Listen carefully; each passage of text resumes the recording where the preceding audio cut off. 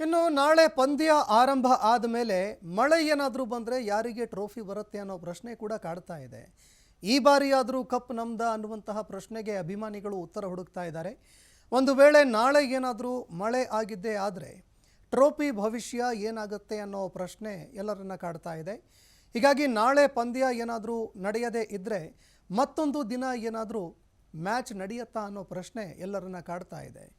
ಇನ್ನು ಮೀಸಲು ದಿನದಂದು ಏನಾದರೂ ಮಳೆ ಬಂದಿದ್ದೇ ಆದರೆ ಪಂಜಾಬ್ಗೆ ಚಾಂಪಿಯನ್ ಪಟ್ಟ ಸಿಗುತ್ತೆ ಅನ್ನೋ ಮಾತುಗಳು ಕೇಳಿಬರ್ತಾ ಇದೆ. ಲೀಗ್ ಹಂತದಲ್ಲಿ ಹೆಚ್ಚು ಅಂಕ ಗಳಿಸಿದ್ದ ತಂಡಕ್ಕೆ ಚಾಂಪಿಯನ್ ಪಟ್ಟ ನೀಡಲಾಗುತ್ತೆ. ಅದರಂತೆ ಲೀಗ್ ಹಂತದಲ್ಲಿ ಏನಾದರೂ ಯಾವ ತಂಡ ಹೆಚ್ಚು ಅಂಕ ಗಳಿಸಿರುತ್ತೆ ಆ ಟೀಮ್ಗೆ ಸಿಗುತ್ತೆ. ಈಗ ನೋಡಿದ್ದೇ ಆದರೆ ಪಂಜಾಬ್ ಅತಿ ಹೆಚ್ಚು ಅಂಕ ಗಳಿಸಿದೆ. RCB ಟೀಮ್ ರನ್ನರ್ ಅಪ್ ಆಗಿ ಹೊರಹೊಮ್ಮತ್ತೆ. ಹೀಗಾಗಿ ಮಳೆ ಏನಾದರೂ ಬಂದಿದ್ದೇ ಆದರೆ, ಪಂದ್ಯ ಏನಾದರೂ ರದ್ದಾಗಿದ್ದೇ ಆದರೆ ಆಗ ಈ ಒಂದು ಗೆಲುವಿನ